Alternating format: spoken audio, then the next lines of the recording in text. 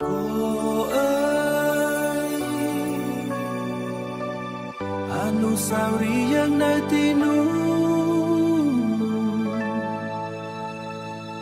ថ្ងៃនោះយើងឈរមុខប្រាសាទពន្លឺថ្ងៃលិចពណ៌មាសលើថ្មដៃបងកាន់ដៃអូនស្រាលស្រាលបេះដូងលោតតាមចង្វាក់ស្នេហាតាមចង្វាក់ស្នេហាសំឡេងអូនសើចក្នុងខ្យល់ល្ងានៅតែច្រៀងក្នុងចិត្តបងរូបថតចាស់នៅក្នុងសៀវភៅ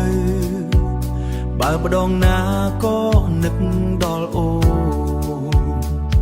អង្គរជាសាក្សីស្នេហ៍យើងក្រោមមេឃខៀវនៃសៀមរាបតែពេលនេះអូននៅទីណាអនុស្សាវរីយ៍នៅមុខអង្គរនៅតែបន្លឺក្នុងបេះដូងប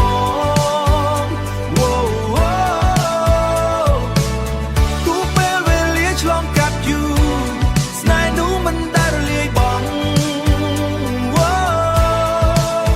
អនុស្សាវរីយ៍នៅមុខអង្គរ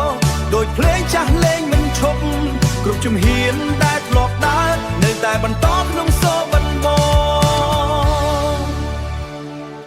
ពេលយប់ធ្លាក់បងឈរម្នាក់ឯងមើលព្រះច័ន្ទលើកំពូលប្រាសាទចងចាំពេលអូនសន្យាថាស្នេហ៍យើងនឹងនៅជានិច្ចតែខ្យល់បក់នាំអូនឆ្ងាយសល់តែសំឡេងសល់តែសំឡេងស្ងាត់ស្ងាត់បងស្ដាប់ភ្លេងចាស់ឆ្នាំមុនហើយទឹកភ្នែកហូរដោយមិនដឹងខ្លួនបើអាចវិលត្រឡប់ពេលវេលាបងនឹងកាន់ដៃអូនមិនលែ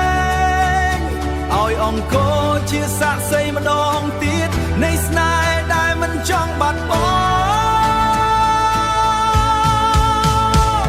អនុស្សាវរីយ៍នៅមុខអង្គរនៅតែភ្លឺដូចថ្ងៃម្សិលមិញទោះអូនមិននៅក្បែរបងតែចិត្តបងនៅតែមានអូនអនុស្សាវរីយ៍នៅមុខអង្គរជាបទភ្លេងជីវិតបង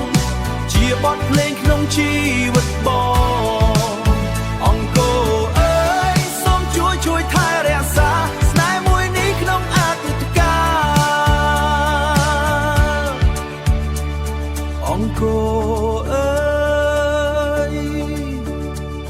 អនុស្សាវរីយ៍យើងមិនដែលបាត់ទៅ